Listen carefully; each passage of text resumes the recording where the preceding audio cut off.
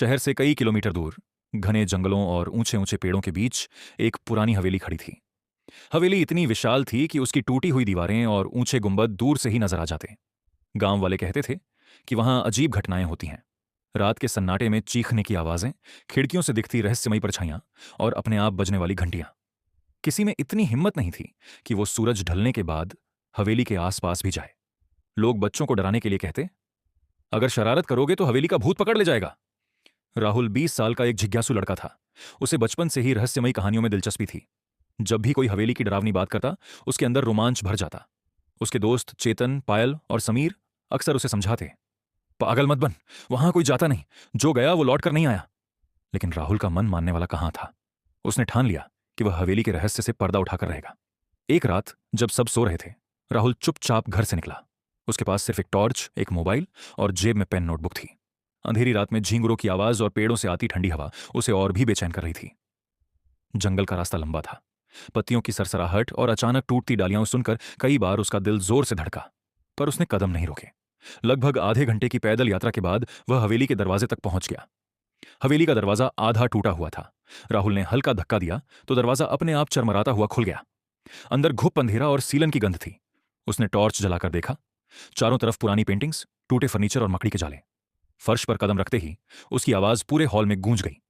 तभी अचानक उसे सीढ़ियों से ऊपर भागती हुई परछाई दिखी। राहुल का दिल तेजी से धड़कने लगा, पर उसका डर उसकी जिज्ञासा से छोटा था। वह सीढ़ियां चढ़कर ऊपर पहुंचा। पहला कमरा खोला तो उसमें एक टूटी हुई चारपाई और बिखरे हुए बर्तन पड़े थे। दूसरे कमरे में दीवार पर एक विशाल पेंटिंग थी, राजा विक्रम सिंह और उनका परिवार। पेंटिंग के नीचे लिखा था, सत्य छिपा है भीतर। इतने में अचानक कमरे का झूला अपने आप हिलने लगा। राहुल के हाथ पांव ठंडे पड़ गए। उसने टॉर्च उस ओर घुमाई तो झूला रुक गया। राहुल की नजर अलमारी पर पड़ी। उसने जोर लगाया तो अलमारी हिली और पीछे से एक गुप्त दरवाजा दिखाई दिया।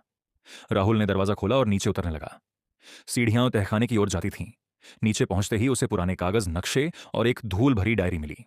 डायरी खोलते ही पहला वाक्य चमका, यदि कोई यह पढ़ रहा है तो सावधान, यह हवेली सिर्फ एक महल नहीं बल्कि एक रहस्य की कैदगाह है। डायरी के पन्नों में लिखा था कि राजा विक्रम सिंह के पास नवरत्न मणि नामक हीरा था, जो जिसे भी मिलता उसकी किस्मत बदल देता। पर उस हीरे के पीछे कई चोर और दुश्मन पड़े थे।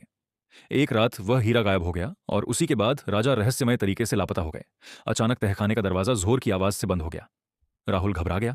तभी पीछे से धीमी आवाज आई, यहां आकर तूने बड़ी गलती की है। उसने टॉर्च घुमाई तो सामने एक परछाई खड़ी थी। परछाई धीरे धीरे पास आई और अब साफ दिखा। वह कोई भूत नहीं बल्कि एक बूढ़ा आदमी था। बूढ़े आदमी ने कहा, मैं इस हवेली का चौकीदार हूं। सालों पहले राजा ने हीरे को यहां छिपाया था। चोरों ने हमला किया, राजा ने बचाने की कोशिश की, पर वे खुद इसी तहखाने में कैद हो गए। लोग सोचते हैं कि यह हवेली भूतहा है, पर असल में यह सिर्फ अफवाहें थीं ताकि कोई हीरे तक न पहुंचे। फिर उसने दीवार के कोने में छिपी तिजोरी दिखाई। चाबी निकालकर तिजोरी खोली तो उसमें छोटा सा डिब्बा था। जब डिब्बा खोला तो उसमें से चमकदार नवरत्न मणि निकला। यह हीरा अब किसे मिलेगा? राहुल ने पूछा। बूढ़ा बोला, इसे सही हाथों में जाना चाहिए। लालच ने ही इस हवेली को सुनसान बना दिया। अब यह जनता की अमानत है। राहुल ने अगली सुबह पुलिस को सूचना दी।